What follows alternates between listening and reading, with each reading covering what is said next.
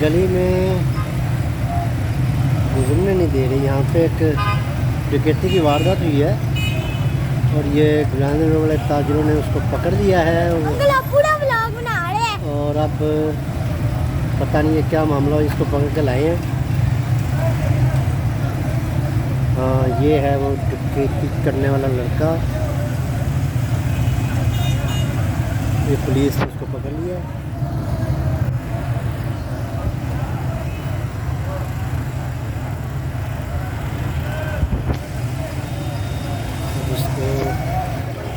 इसको लेके थाने जा रहे हैं।